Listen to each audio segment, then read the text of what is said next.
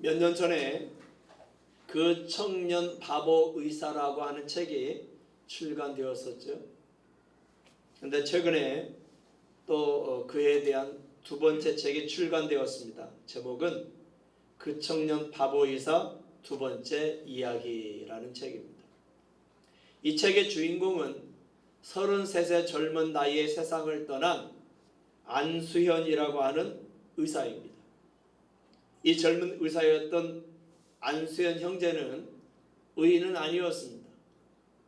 박해를 당하다가 순교한 순교자도 아니었습니다. 그러나 그는 예수님의 마음을 소유하고 예수님처럼 살았던 진실된 그리스도인이었습니다. 최근 출간된 이 두 번째 책에는 그런 그의 삶을 경험했던 11사람의 증언이 나와 있습니다. 오늘 본문에도 예수님의 마음으로 교회와 성도들을 섬겼던 한 사람의 이야기가 실려 있습니다. 그 사람이 누구죠? 사도 베드로입니다. 베드로는 당시 큰 박해가 있었음에도 여러 지역의 교회가 세워지고 부흥하자 그 교회들을 신방하기 위해서 두루 돌아다녔습니다. 그러다가 어느 날 루따라고 하는 작은 도시에 들르게 되죠. 루따는 예루살렘에서 서쪽으로 약 40km 정도 떨어진 거리에 있는 도시입니다. 베드로는 거기서 8년 동안 중풍병으로 침상에 누워있는 애니아라고 하는 사람을 만납니다. 베드로는 그 중풍병으로 침상에 누워있는 이 애니아를 보고 그냥 지나치지 않습니다. 예수님이 너를 낫게 하신다고 하면서 그를 치료해 주죠. 그러자 그 지역 사람들이 모두 다 예수님께로 돌아오는, 예수님을 믿는 놀라운 기적이 일어났습니다. 또 그 루따에서 서쪽으로 바다 쪽이죠. 지중해 쪽이죠. 17km 정도 가면 욥바라고 하는 항구 도시가 나옵니다. 욥바는 구약 성경에도 나오는 항구 도시죠. 이 욥바와 관련된 유명한 선지자가 있습니다. 그 선지자가 누구죠? 요나죠. 요나. 이 욥바에는 가난한 사람들에게 큰 도움을 줬던 다비다라고 하는 여제자가 있었습니다. 다비다라고 하는 여자 성도가 있었다는 거죠. 헬라어로 이 다비다를 도르가라고 한다고 합니다. 도르가. 이 다비다, 도르가, 이 이름의 뜻이 뭐냐? 사슴 또는 아름다움, 이런 뜻을 갖고 있습니다. 그런데 어느 날 이 다비다가 병들어 죽게 되죠. 그때의 욥바 성도들은 그 욥바에서 가까운 루따에 베드로가 있다는 사실을 알게 됩니다. 그래서 즉시 두 사람을 보내서 베드로에게 이 욥바로 와달라고 간청을 하죠. 문맥을 볼 때에 이 다비다의 장례를 치르기 위해서 베드로를 부른 건 아닙니다. 베드로 사도가 오면 혹시나 이 다비다가 살아날 수 있지 않을까 하는 기대감이 그들에게 있었던 것으로 보입니다. 왜냐하면 베드로에 대해서 익히 이 제자들도 잘 알고 있었기 때문에 태어나면서부터 지체장애인이었던 사람을 일으켰던 기적이 있었죠. 또 지금 루따에서 8년 된 중풍병자를 치료해 줬다는 소식까지 들었죠. 그러니 베드로가 오면 혹시 이 다비다가 살아날 수 있지 않을까 하는 그런 기대감을 가지고 사람들을 보내서 베드로를 와달라고 간청했던 겁니다. 베드로는 역시나 욥바에 와서 무릎을 꿇고 다비다의 생명이 돌아오기를 하나님께 간절히 기도합니다. 그리고 다비다를 향해서 베드로가 믿음으로 외치죠. 뭐라고 외쳐요? 다비다야, 일어나라. 그때 다비다가 눈을 뜨고 일어나 앉았습니다. 기적이죠. 죽은 자가 살아난 겁니다. 예수님만이 죽은 자를 살릴 줄 알았는데 예수님의 수제자인 베드로도 지금 예수님의 이름으로 하나님의 능력으로 죽은 자를 살리는 도구가 되죠. 그러자 많은 그 요파 사람들이 이 사실을 알고 또 누구를 믿게 돼요? 예수님을 믿게 됩니다. 그런데 베드로는 다비다를 살린 후 곧바로 요파를 떠나지 않습니다. 이제 자기가 할 일을 마쳤잖아요. 그 요파 사람들의 요청에 의해서 지금 요파에 왔고 다비다를 살려줬잖아요. 그러니까 이제 자기 일이 끝났으니까 다른 쪽으로 또 떠날 수 있잖아요. 그런데 이 베드로는 다른 곳으로 떠나지 않습니다. 그리고 시몬이라고 하는 무도장이의 집에서 여러 날을 더 머물렀다라고 오늘 본문은 말씀하고 있습니다. 이렇게 베드로는 룻다와 요빠에서 의미 있는 세 사람을 만나게 됩니다. 룻다에서는 누구를 만났어요? 애니야를 만났죠. 요빠에서는 누구를 만났어요? 다비다를 만났습니다. 그리고 무드장이 시몬이라는 사람을 만났죠. 이 애니야는 중풍병으로 온몸이 마비된 채 몇 년을 살았어요? 침상에서 8년을 살았어요. 그냥 한쪽 몸만 마비되어서 그냥 조금씩 걸어 다니며 살았던 게 아니라 8년 동안을 온몸이 마비된 상태로 침상에 누운 채 살았다고 성경은 오늘 분명하게 보여주고 있습니다. 그는 8년 동안 하고 싶은 것을 마음대로 할 수가 없는 상태로 살아온 인생입니다. 참으로 불쌍한 사람이었죠. 그런 그를 베드로는 외면하지 않았습니다. 그는 예수 그리스도의 이름으로 그에게 다가갔고 그리고 그 예수 그리스도의 이름으로 그를 치료해 주었습니다. 그리고 요파에서는 이제 병들어 죽은 여자 성도 다비다를 만났죠. 사실 유대인들은 율법에 따르면 시체를 만질 수 있었어요? 없었어요? 시체를 만질 수 없었어요.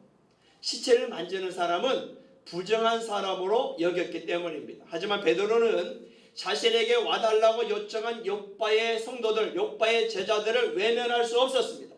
생전에 선행과 구제가 많았던 다비다를 그냥 바라만 보고 있을 수 없었습니다. 그래서 베드로는 그 요빠에 가서 다비다를 위해 하나님께 간절히 기도했습니다. 그러자 어떻게 됐어요? 정말 기적적으로 다비다가 살아났지 않습니까?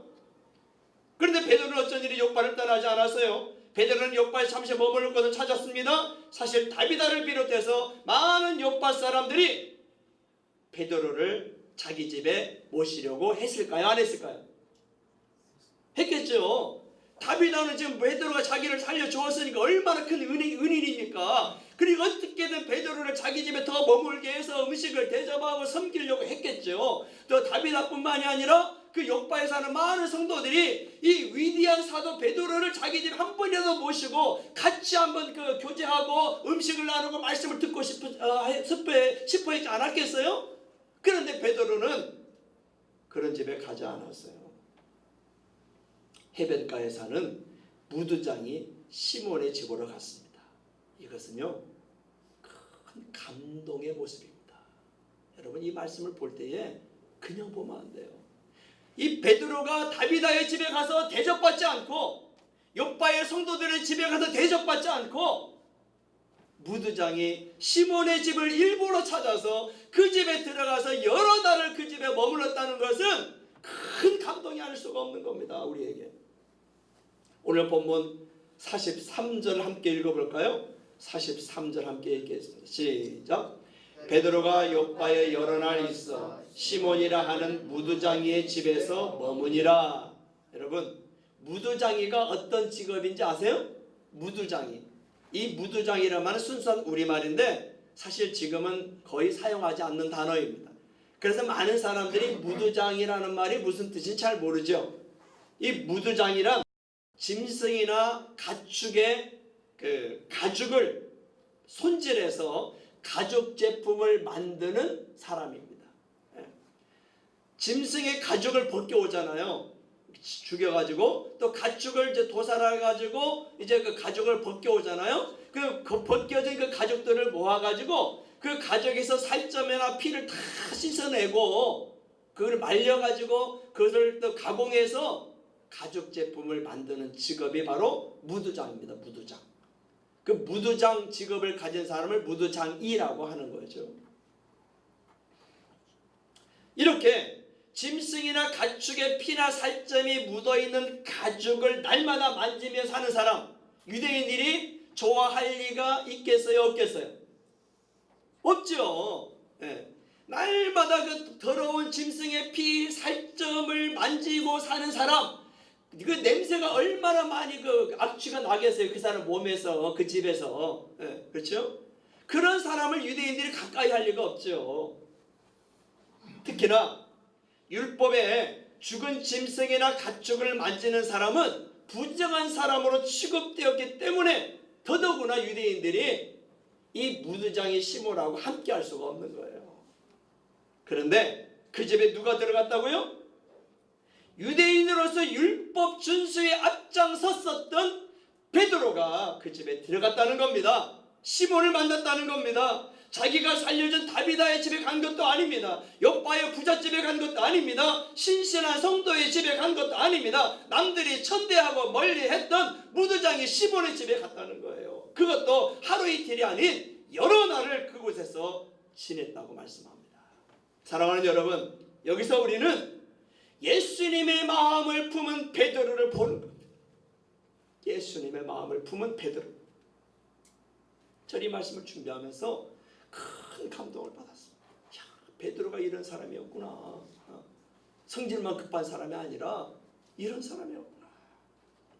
베드로는 중풍병자 애니아를 불쌍히 여기고 예수님의 이름으로 치료해 주었습니다. 베드로는 죽은 다비다를 살리고자 했던 욥바 성도들의 간절함을 외면하지 않았습니다. 베드로는 모든 유대인들이 멀리했던 무두장의 시몬을 차별하지 않고 판단하지 않고 가까이 했습니다. 베드로가 그렇게 할 수 있었던 것은 그가 자신을 비우고 예수님의 마음을 품었기에 가능했던 일이라는 것을 믿으시기를 바랍니다. 그렇다면 예수님의 마음이 뭘까요? 예수님의 마음. 베드로가 품었던 이 예수님의 마음. 무엇이 예수님의 마음일까요? 신약성경 빌립보서 2장 5절부터 8절에 보면 이렇게 말씀합니다. 함께 읽어보도록 하겠습니다. 신약성경 빌립보서 2장 5절부터 8절 시작. 너희 안에 이 마음을 품으라. 곧 그리스도 예수의 마음이니 그는 근본 하나님의 본체시나 하나님과 동등됨을 취할 것으로 여기지 아니하시고 오히려 자기를 비워 종의 형체를 가지사 사람들과 같이 되셨고 사람의 모양으로 나타나사 자기를 낮추시고 죽기까지 복종하셨으니 곧 십자가에 죽으심이라. 그렇습니다. 예수님의 마음은 자신을 비우고 낮아지는 것입니다. 하나님이신 그분이 자기를 비워 종의 형체를 가지사 사람들과 같이 되셨습니다. 자기를 더 낮추사 죄인들을 위하여, 죄인된 저와 여러분을 위하여 친히 죄인의 몸이 되어서 십자가에 죽기까지 하셨습니다. 예수님은 그렇게까지 자신을 비우시고 낮아지셨습니다. 여러분, 낮아짐 없이 사랑할 수 없기 때문입니다. 낮아짐 없이 품을 수 없기 때문입니다. 낮아짐 없이 죽을 수 없기 때문입니다. 낮아짐 없이 저와 여러분을 죄와 심판으로부터 구원하실 수 없기 때문입니다. 그래서 예수님이 친히 하나님이시면서도 사람이 되셔서 십자가에 저와 여러분을 위해 죽기까지 하셨다는 겁니다. 그렇게 자신을 비우고 예수님의 마음을 품었기에 베드로는 낮아질 수가 있었습니다. 그리고 룻다에서 애니아를 지나칠 수 없었고 욥바 사람들의 간청을 외면할 수 없었고 무두장의 시몬의 집에 들어가서 여러 날을 묵을 수 있었던 겁니다. 그렇습니다. 저와 여러분도 베드로처럼 먼저 자신을 비워야 합니다. 자신을 비우지 않고는 예수님의 마음을 품을 수가 없습니다. 여기서 자신을 비운다는 것이 무슨 뜻일까요? 자신은 죽었다고 선포하는 겁니다. 죽은 자가 교만할 수 있습니까? 죽은 자가 자기 생각을 주장할 수 있습니까? 죽은 자가 미워할 수 있습니까? 죽은 자가 감정대로 살 수 있습니까? 아닙니다. 그럴 수 없습니다. 그런데 왜 교만합니까? 왜 자기 생각을 주장합니까? 왜 미워합니까? 왜 자기 감정대로 삽니까? 아직 죽지 않았기 때문입니다. 우리는 이미 십자가에서 예수님과 함께 죽은 자의 것을 믿으시기를 바랍니다. 이렇게 나는 죽었다고 선포하는 게 자신을 비우는 겁니다. 자신을 비우는 자가 하나님 앞에서 낮아질 수 있습니다. 자신을 비우는 자가 사람들 앞에서 낮아질 수 있습니다. 자신을 비우는 자가 배우자 앞에서 낮아질 수 있습니다. 낮아져야 손을 내밀 수 있죠. 낮아져야 도와줄 수 있죠. 낮아져야 품을 수 있고 차별하지 않을 수 있습니다. 낮아져야 사랑할 수가 있는 겁니다. 신약성경 빌립보서 1장 8절에서 사도 바울도 빌립보 교인들을 향해서 이렇게 말하고 있습니다. 빌립보서 1장 8절을 함께 읽겠습니다. 시작. 내가 예수 그리스도의 심장으로 너희 무리를 얼마나 사모하는지 하나님이 내 증인이시니라. 아멘. 여기 예수 그리스도의 심장으로 내가 빌립보 교인들을 얼마나 사모하고 있는지, 얼마나 그리워하고 있는지 하나님이 내 증인이야 라고 지금 고백하고 있는 것이죠. 예수 그리스도의 심장, 이것이 바로 예수님의 마음을 뜻하는 겁니다. 사도 바울은 빌립보 교인들을 예수님의 마음으로 그리워하고 있었습니다. 사모하고 있었습니다. 그것을 하나님이 증언하고 계신다고 고백하고 있습니다. 저와 여러분도 우리 자신을 비우고 예수님의 마음을 소유할 수 있기를 주님의 이름으로 축원합니다. 그런데 베드로가 이 룻다에서 에니야를 만나고 욥바에서 다비다를 만나고 무드장이 시몬을 만난 것은 우연일까요? 세상적인 눈으로 보면 우연처럼 보입니다. 베드로가 여러 지역을 두루 다니다가 룻다에서 우연히 중풍병자 에니야를 만난 것처럼 보이죠. 다비다가 죽은 욥바에서 아주 가까운 룻다에 베드로가 있었던 것도 우연처럼 보이죠. 베드로가 무드장이의 집에 들어가 여러 날을 묵었는데 그 사람의 이름이 베드로의 옛 이름과 같은 뭐예요? 시몬입니다. 시몬. 베드로의 옛날 이름도 시몬이었잖아요. 그런데 지금 무드장의 이름도 시몬이에요. 이것도 우연의 일치처럼 보이죠? 하지만 이 모두 우연이 아닌 것을 믿으시기를 바랍니다. 여기에는 하나님의 인도하심이 있었습니다. 하나님의 놀라운 뜻과 계획이 있었음을 믿으시기를 바랍니다. 우연은 없는 거예요. 그렇다면 그 놀라운 하나님의 뜻과 계획이 뭘까요? 두 가지가 있습니다. 두 가지. 하나님의 놀라운 뜻과 계획. 여기 우연처럼 보이는 이 내용 속에서 하나님의 놀라운 뜻과 계획이 두 가지가 보여지는데, 첫째는 룻다와 욥바의 수많은 사람들이 예수님을 믿어서 구원에 이르게 하려는 것이었다는 겁니다. 단순히 애니야를 치료해주고 다비다를 살려주는 것뿐만이 아니라 그들로 인해서 이 룻다와 욥바 전 지역의 사론까지, 북쪽에 있는 사론까지 해서 많은 사람들이 예수님을 믿고 구원에 이르게 하려는 하나님의 뜻과 계획이 있었다는 거예요. 베드로가 룻다에 가고 욥바에 간 것이 그런 하나님의 뜻과 계획이 있었다는 것입니다. 둘째는 베드로에게 이방인을 향한 하나님의 놀라운 구원 계획을 알리시기 위해서였습니다. 예루살렘을 떠나서 룻다로 가고 룻다에서 욥바로 갔지요. 그러면서 그 욥바에 더 머무르게 하셨습니다. 그것은 다음 주에 보게 될 사도행전 10장의 내용을 연결시켜주기 위해서, 이방인 고넬료에게 다가가도록 하기 위해서 점점 베드로를 더 멀리 확장시키는 하나님의 모습을 여기서 보게 되는 겁니다.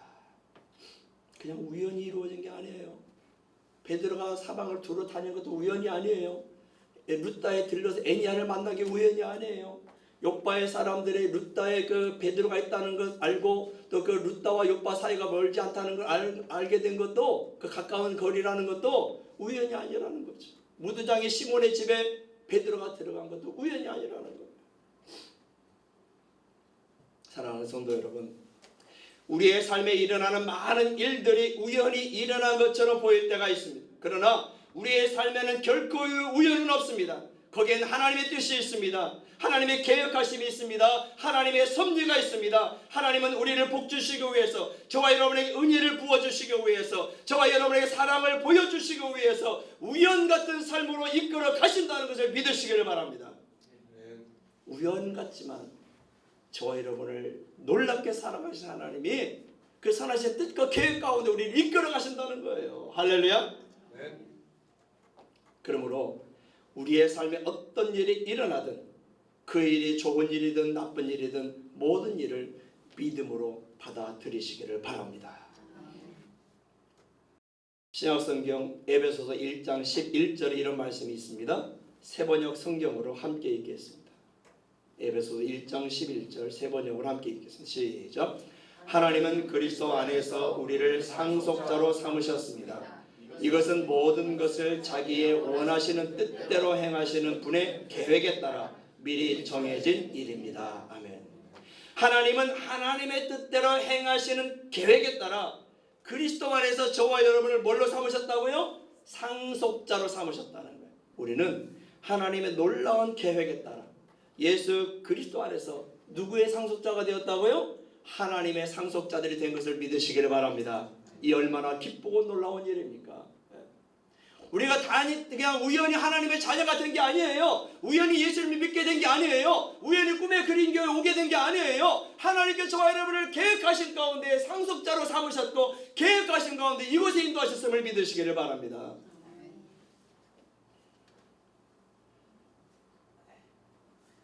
우리가 잘 아는 로마서 8장 28절에도 이렇게 말씀합니다. 함께 읽어볼까요? 로마서 8장 28절 시작. 우리가 알거니와 하나님을 사랑하는 자 곧 그의 뜻대로 부르심을 입은 자들에게는 모든 것이 합력하여 선을 이루느니라. 아멘. 하나님은 구원받은 하나님의 백성들에게 일어나는 모든 일들이 합력하여 선을 이루도록 해주신다는 거지요.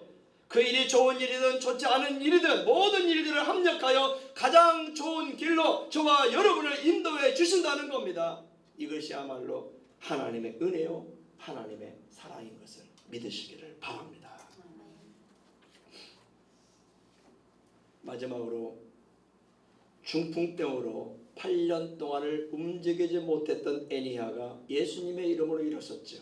치료된 겁니다.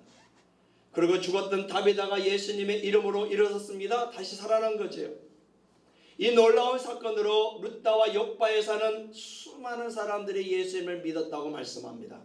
본문 35절과 42절을 함께 읽겠습니다. 35절과 42절 시작. 룻다와 사론에 사는 사람들이 다 그를 보고 주께로 돌아오니라. 온 욥바 사람이 알고 많은 사람이 주를 믿더라. 아멘. 룻다와 사론에 사는 사람들, 욥바에 사는 사람들, 그들이 누구 때문에 예수님을 주님으로 믿었어요? 베드로 때문에요? 아닙니다. 치료된 애니야 때문입니다. 다시 살아난 다비다 때문이에요. 애니야와 다비다가 놀라운 은혜를 받았는데 그냥 잠자코 있을 수 있을까요? 아니죠.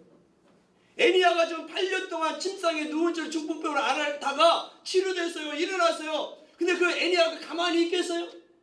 죽었던 다비다가 기적적으로 하나님의 은혜로 살아났어요. 그 살아난 다비다 그냥 가만히 있겠어요? 동네방네 다니면서 예수님을 사랑하지 않겠습니까? 내가 이렇게 치료되었어, 내가 이렇게 살아났어라고 나를 살리신, 나를 치료해주신 그 예수님을 자랑하고 다니지 않았겠어요? 간증하고 다니지 않았겠어요?